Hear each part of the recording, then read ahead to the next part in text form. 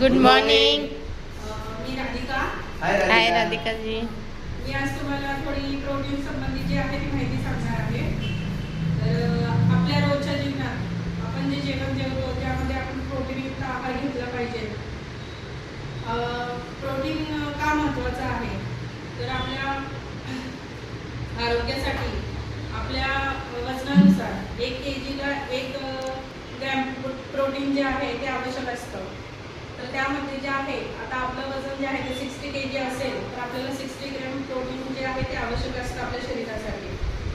पण आपण जे आहे ते आहारामध्ये रोज घेतो की नाही याची आपल्याला माहिती असते की नाही याबद्दलच सांगणार आहे.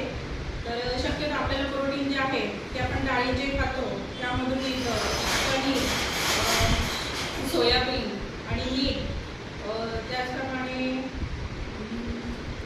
अंडे, पनीर या आहारातून आपल्याला रोजचं प्रोटीन जे आहे ते आपल्याला मिळतं. तर रोजच्या जीवनामध्ये आपल्याला हे प्रोटीन जे आहे ते घ्यावं लागणार आहे. त्यामुळे जे आहे आपलं प्रोटीनचं संतुलन राहणार आहे. त्याचप्रमाणे आपण जर न्यूट्रिशन आहारामध्ये आपल्याला जे आहे ते 25 ग्रॅम प्रोटीन जे आहे ते मिळतं असतं. तर त्यामध्ये जे आपल्याला कॅल्शियम, मॅग्नेशियम याचं समप्रमाणामध्ये जे आहे ते आपल्याला प्रोटीन आपल्याला आहारामध्ये मिळू शकतं. त्यामुळे आपण आपल्या जीवनशैलीत प्रोटीनयुक्त आहारासाठी न्यूट्रिशियन आहार घेतला